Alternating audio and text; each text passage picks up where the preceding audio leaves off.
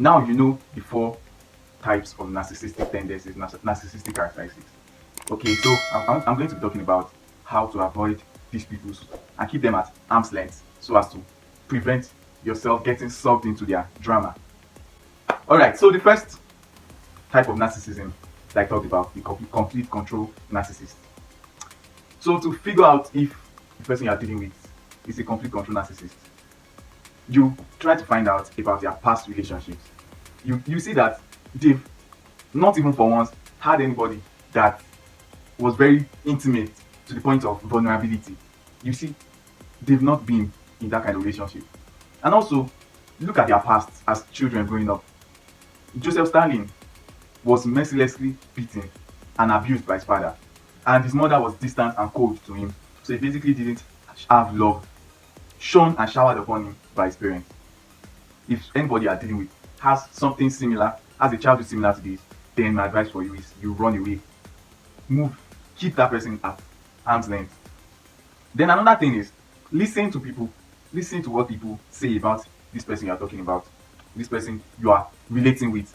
Yeah, Vladimir, who was Joseph Stanley's predecessor when he was on his deathbed, tried to warn other people about Stalin, but they all fell on deaf ears because everybody was saying Stalin as that charming guy, that loving guy.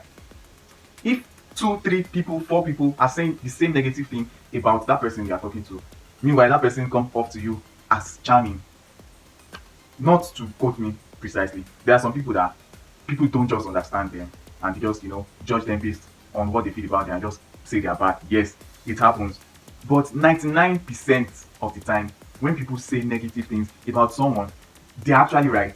So listen to what people are saying about that person and you save yourself the stress of having to cope with this kind of complete control narcissist.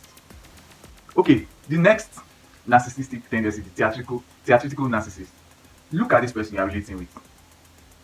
You notice that in every talk, every conversation you have with them, they are either the victim. Every time they are the victim, bad things happening to them because life does not treat them well. They are always the victim, or they are the most superior in everything. They feel they are just the best. They feel they are always the right person, and those kind of people you have to avoid them because they are most likely theatrical narcissists. Or you notice that whatever they do is always for public consumption. When they are happy, they show joy for everybody to see.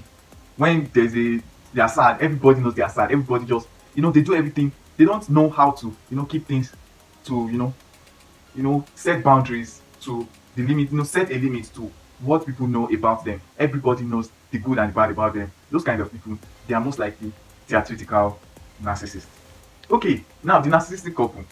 This one is tricky because it's involving two narcissists.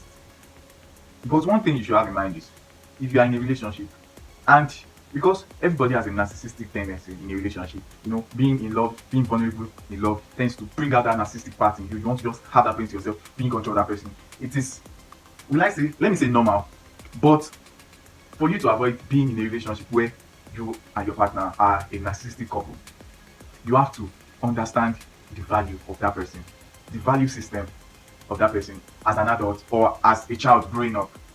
So if only, now I'm going back to the example I gave in my previous video about the theatrical couple named John and Mary.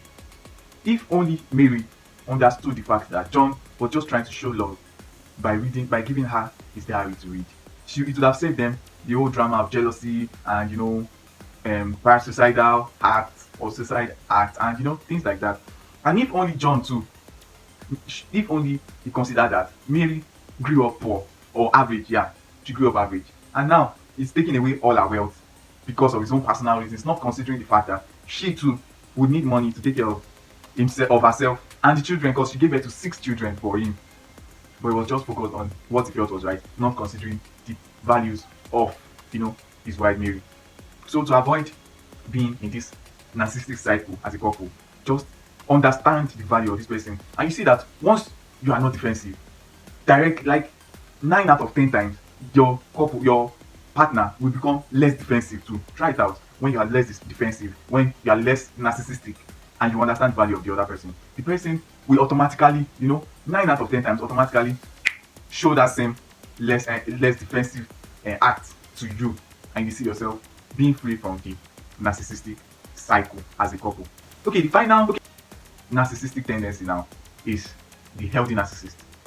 But for the purpose of better understanding, for better explanation, and for you to understand better, I'm going to continue in this next video. So click on this next video to know how you can become, narcissistic, but the healthy type of narcissist in that sense.